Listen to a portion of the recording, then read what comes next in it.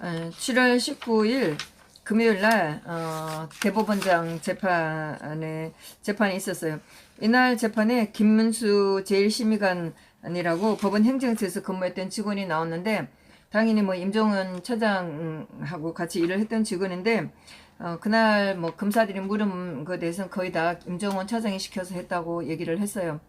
그날 PT로 보여준 것이 그 업무를 하면서 했던 모든 뭐 이메일 자료라든가 이런 걸 물으면서 검사들이 보여주면서 이게 누구 지시로 작성을 했나, 어떻게 했나, 뭐 등등 그런 소소한 내용을 다 묻는 거였는데, 대체로 거기에 대한 것은 임종원 차장이 지시를 해서 했다, 이렇게 대답을 했는데, 제가 그날 이제 좀 신경 쓰인 것은 대법원 판례를 위반한 하급식 판결에 대한 대책, 뭐 이런 문건이었는데, 이제 여기에 뭐 하급식 판례 이제 이런 거 관련된 것이 우리법 연구에 관련된 그 판사들 이런 좀 특수 성향을 가진 이런 판사들의 어떤 집단 움직임에 대한 이런 거에 대해서 주로 많이 이제 물었는데, 저도 그걸 들으면서 되게 이제 무섭다는 생각을 하면서 들었었어요. 그러니까 검사들은 뭐 이제 이런 우리법 연구회, 국제인권법 연구회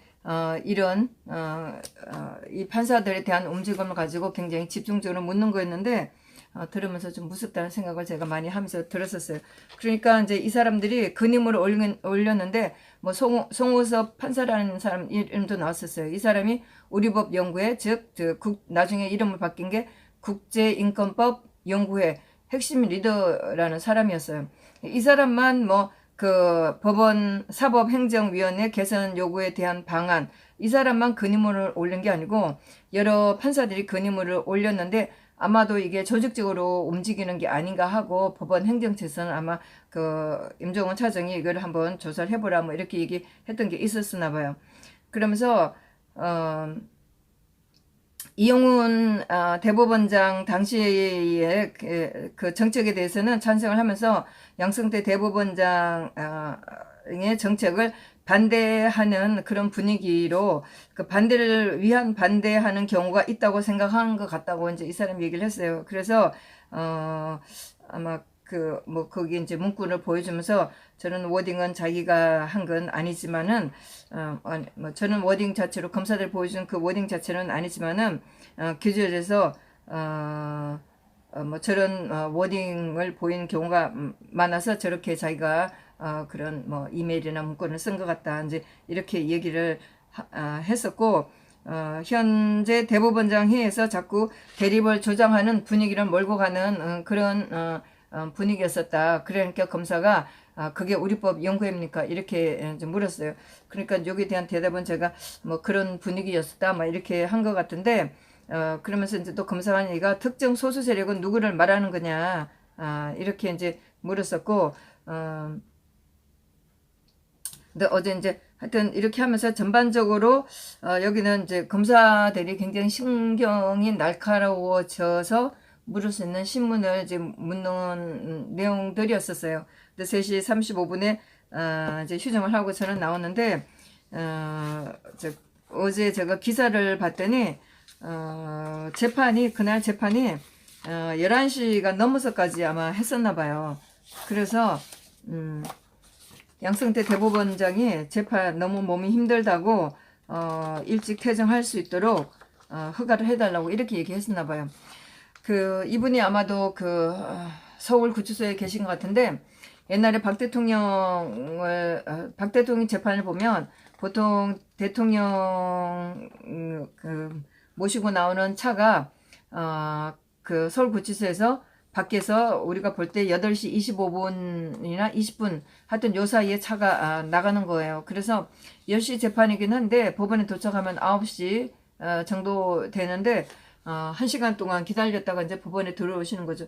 사실 저도 그때 대통령 그 재판에 나가실 때 9시 정도에 도착을 해서 제가 차로 따라간 적이 있었기 때문에 그렇게 9시 전후로 도착했다는 건 제가 알고 있고, 물론 또 저희가 이제 법원에서 차가 들어오면은 법원 그 앞에서 저희가 대통령을 응원했기 때문에 9시 정도에 들어오신다는 걸 저희가 알고 있었죠. 그렇게 1시간 동안 기다리면서 뭐를 했을까, 왜 1시간 동안을 기다려야 할까, 이런 생각을 많이 했었어요. 하여튼 이제 양승태 대법원장도 구속돼 있는 상태라 법원에 오시려면 아마 그렇게 되겠죠. 그래서 10시부터 재판을 받는 건데 11시 되면 참 힘들죠. 뭐 저희는 자유롭기 때문에 졸기도 하고 들락날락 거리기도 하고 물도 마시고 몸도 그냥 함부로 하고 다리도 꼬기도 하고 뭐 이렇게 많이 하죠. 그런데 양승태 대법원장은 거의 한 85도, 80도 자세로 굉장히 목도 이렇게 뒤로 젖히면서 그 재판장을 거의 무시하는 태도로 그 초월했다고 할까 그런 태도로 눈도 이제 밑으로 보면서 그 초월한 그런 상태로 계시는 거예요. 그런데 제가 기사를 봤더니 11시 정도 되니까 너무 힘들다고 토할 것 같다. 그러면서 재판을 피고인 없이 해달라 막 이렇게 얘기를 했다고 얘기를 하는데, 그래서 유감스럽게도 체력이 따라가지를 못하고 있다. 11시간째 증인의 증언을 듣다 보니까, 그렇죠. 어제 나온 금요일에 나온 증인이 법원 행정처 그 직원이었으니까, 사실 뭐 법원 행정처의 임종원 차장도 굉장히 중요한, 이 재판에 가장 중요한 그 단서를 가지고 있는 사람이고, 또 그 밑에 일했던 사람도 마찬가지로 굉장히 중요한 증인이었으니까 아마 증인 그 신문이 아마 길었을 거예요. 그래서 여기 대해서 13시간째 증인의 증언을 듣다 보니 판단력도 떨어지고 있다. 더 이상 재판에도 아무 의미가 없는 것 같다. 남아있는 반대 신문까지 다 하면 최소한 5시간 이상, 그 검사들이 얼마나 좀 했는지 모르죠. 하여튼 뭐 검사들이 10명씩이나 나왔으니까 이 사람 저 사람 물어가면서 온갖 서류, 뭐 그것도 한두 건이 아니고 하여튼 수년 동안 했던 온갖 문건을 다 꺼내놓고 이렇게 신문하는 거니까 아마 시간이 충분히 아마 그렇게 걸렸을 거예요. 그래서 최소한 5시간, 예상 시간만 3시간이 걸립니다. 그러면서 뭐 작은 소리로 재판부를 향해서 말을 이어갔는데, 체력이 견딜 수가 없고 그렇다고 재판부가 하는 이 재판을 방해하고 싶지도 않다. 제가 없어도 변론이 있고 재판을 진행할 수 있으리라 본다. 사실 저도 재판에 앉아 있어 보면 대통령 재판에서도 보면 대통령하고 전혀 상관없는 일들을 재판을 해요. 그러니까 고영태가 수다 떨었던 거, 마사이 직원들 수다 떨은 거를 대통령하고 무슨 상관이 있어요. 그런 거를 하루 종일 증언을 듣게 하는 거예요. 예, 그랬는데 뭐 이 재판도 마찬가지죠. 그러면서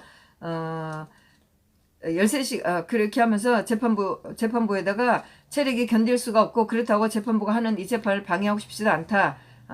내가 없어도 변론이 있고 재판을 진행할 수 있으리라 본다. 그러니까 재판장께서 퇴정 명령을 내려주면 퇴정을 하고 재판을 계속할 수 있을 것 같다. 죄송하지만 퇴정 명령 해달라. 이제 이렇게 얘기를 하니까 박주성이 있어요. 이 인간이 엄청 악질해요. 대통령 재판에서 나와갖고 목소리를 내려 깔면서 엄청 악질을 하는 인간이에요. 목소리는 부드러운데 하여튼 내려 깔면서 하여튼 구역질 나는 좀 검사가 있어요. 보니까 뭐 직책이 부장 검사? 하여튼 이 인간은 대통령 재판할 때부터 지금까지 딴 데로 가지도 않고 여기 있는데 실력이 있어서 그런 건지 실력이 없어서 그런지 모르겠어요. 그러면서 국정농단 사건에 박 대통령 재판 거부를 예를 들면서, 아니 대통령 재판하고 무슨 상관이에요. 개판 엉터리를 하는데 지들 마음대로 하는 거지. 응? 그러면서 예를 들면서 양승태 피고인이 갑자기 재판을 거부하면서 증인신문을 더 이상 할 수 없다고 하는 이상 피고인 없이도 재판을 진행할 수 있는 경우를 보인다. 마음대로 해야지. 뭐는 마음대로 아니에요. 양승태 대법원장이 재판에 안 나오면 재판 안 할 건가요? 어차피 이건 개판이고 다 프레임으로 하는 건데. 그러면서 피고인 주장에도 불구하고 재판 절차는 흔들림없이 진행돼야 한다고 본다. 그럼 뭐 새벽 밤새면서 하려고 그랬었나요? 한 개도 놀랄 게 없어요. 지들 맘대로 하는 재판이니까. 그러니까 이제 그 이상원 변호사가 재판 거부라는 말은 가당치 않다. 그러면서 피고인이 아파서 몸이 안 좋아서 본인이라도 퇴정하게 조치해달라고 말을 하는 게 재판 거부인지 상당히 의문스럽다. 야간 재판은 최소한 소송 관계인들의 동의가 있어야만 가능하다. 이렇게 얘기하고, 그 다음에 소송 관계인들이 다 반대해도 야간 재판을 간행하는 게 가능하다면 밤샘 조사에 대해서 검사들은 왜 피의자 동의를 받느냐. 동의도 안 받고 밤샘 조사해도 된다는 게 재판부 뜻이냐. 재판부 판사한테도 항의를 했네요. 그러면서 검사가 재판 거부라는 말을 붙일 만한 상황이 아니다. 이렇게 했는데 이맘때 대통령도 다리를 발가락을 다쳐갖고 재판을 못했어요. 그거를 저희가 소문을 그 발가락을 다치다는 얘기를 들었는데 대통령이 계속 재판에 나오셨어요. 그런데 어느 날 발가락이 아파갖고 재판을 못 나오신다고 하는데 그때도 검사들이 발광을 했었죠. 그러다가 나중에 그날 재판을 오후 2시까지인가 하여서 병원에 가신다고 그것도 점심시간도 안 주고 계속 재판을 그렇게 했다가 오후 2시쯤인가 그때 성북병원으로 갔어요. 예. 그때도 재판에 나오는데 대통령 품위에 다리를 그나마 다리를 절지를 않고 나오는데 방송에서 다리 아프다 발가락 아프다 그러면서 절지도 않고 나왔다고 쩔뚝거리지도 않고 나온다고 이렇게 방송한 인간들이 있어요. 근데 여기서도 마찬가지예요. 여기 재판장에서 도대체 인간미랑은 눈꼽만큼도 없어요. 김기주 시장님이 아파서 그렇게 난리를 쳐도 검사놈들은 인정머리랑은 눈꼽만큼도 없어요. 그래서 이제 이 변호사가 그렇게 했는데 또 박주성이가 또 반응을 했네요. 재판장님이 오늘 분명히 증인심을 하겠다고 소송 지휘를 했는데 아니 하다가 쓰러지면 못하는 거지. 대통령도 재판받다가 쓰러진 적 있었어요. 그러면 하겠다고 하면 그럼 사람이 죽어도 하겠다는 건가요? 오늘 증인심을 하겠다고 소송 지휘를 했는데 양해를 구하는 것은 넘어서 퇴정명령을 내려달라고 발언했다. 하여튼 검사들이 이따위예요. 그러면서 이런 피고인을 본 적이 없다? 당연하지. 이런 재판을 지네들이 한 적이 있었어요?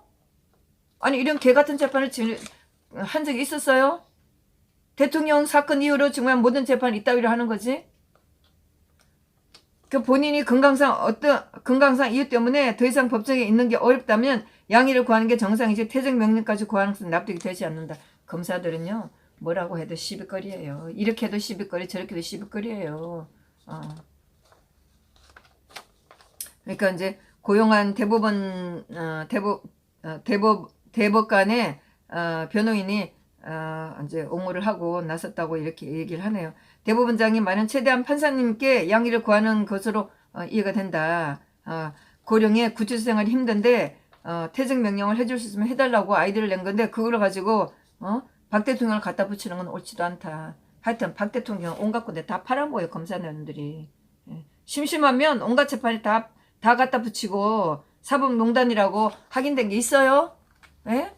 온갖 재판에다가 온갖 판사에 다 갖다 붙이고 이게 대통령하고 무슨 상관이에요? 저들이 되지도 않는 개판 재판을 하고 있는 주제에. 그래서 결국은 판사가 그날 재판을 그만하기로 했다고 이렇게 얘기를 하는데 판사는 퇴정명령의 요건에 해당되는지 불분명하고 사실 이 재판에 판사가 좀 얌전해요. 그러면서 어떤 일이 생기면 꼭 이제 자기네 배석 판사들하고 나가서 확인을 하고 그러는데 아마 늦었기 때문에 그렇게 또 나가서 뭐 법전을 찾아보고 하진 않았나 봐요. 그러면서 퇴정명령 요건에 해당지 불분명하고 피고인의 출석 없이 공판제를 진행할 수 있는 경우에 해당되기도 어렵다. 어쨌든 딴에는 피고인 앉혀놓고 재판을 해야 되니까 이렇게 할 수는 없겠죠. 뭐 최악의 상황에서 피고인 없이 재판을 한다고 그러면 사실 나중에 이건 문제가 되겠죠. 피고인 없이 한 재판은 무효가 될 수도 있는 거니까. 그러면서 피고인의 건강 상태를 고려했을 때 계속 증인신문하는 것은 무리가 된다고 생각하고 증인신문은 추가 기일을 정해서 하자고 이렇게 하면서 끝냈다고 하는데 재판에 오전에 제가 조금 늦게 들어가긴 했는데 그때 이제 양승태 대법원장의 그 보석에 대한 얘기가 있었어요. 근데 지난번에도 이제 변호사가 구속 만기가 다 남아 있는데 거기에 대해서 무슨 조건을 붙여갖고 석방을 하냐 이제 이런 식으로 얘기를 했었어요. 뭐 직권 보석이라고 하는데 사실 저는 그 단어 자체의 뜻은 잘 모르겠어요. 뭐 사전을 찾아본다고 해서 뭐 판사의 직권으로 권한으로 보석을 한다고 하는데 이게 구속 만기라 6개월 구속 만기라 풀어줘야 되는데 이런 무슨 조건이 왜 필요한가 저는 이렇게 생각을 하고 있었어요. 그랬는데 금요일 날에도 판사가 이제 여기에 대한 얘기를 하고 하지 않을까 그 보석금을 낼 경우에 그 보석금을 낼 수 있는 사람의 신원이나 이런 걸 알려달라고 했어요. 그랬더니 그 얘기를 안 해줬어요. 안 해주고 또 그 주소지를 하곤 하는데도 변호사가 주소지를 하긴 안 해줬어요. 그러니까 판사가 뭐 알아보려고 하면 알아볼 수 있다 뭐 이렇게 얘기를 하니까 변호사가 저는 그렇게 말하는 게 좀 아슬아슬하다고는 생각이 좀 들긴 했는데 뭐 그렇게 알아볼 수 있으면 알아보라 그러면서 거기에 대한 얘기를 안 해주는 거예요. 그러니까 이거는 구속이 만기가 돼서 풀어줘야지 무슨 조건을 붙여갖고 하겠냐 이거는 거죠. 그랬는데 월요일날 여기 한 결정을 한다고 그러는데 뭐 그 월요일날 허가를 할지 결정을 한다고 그러는데 어떻게 나올지 모르겠어요. 어차피 8월 10일 날이 구속 만기면 그때까지 기다렸다는 거지. 뭐 선심 쓰는 척하고 검사도 마찬가지. 선심 쓰는 척하고 며칠 전에 풀어주겠다. 검사도 제가 그날 봤을 때 선심 쓰는 척하면서 이명박 대통령에 대했던 그런 석방 조건 또 변희재 씨한테 했던 그런 석방 조건을 붙여갖고 집안에 감금시켜 놓겠다는 거예요. 그럼 필요 없죠. 더 견디면 되지. 20일 정도 한 20일 정도 남았는데 그 견디다가 그대로 견디다가 아니 구속 만기돼서 나오는 자유롭게 나와서 자유롭게 돌아다니는 게 낫지. 뭐 20일 25일 더 일찍 나와서 뭐 하겠어요. 하여튼 그러는 이제 월요일날 어떻게 되는지 봐야 되겠죠. 네, 감사합니다.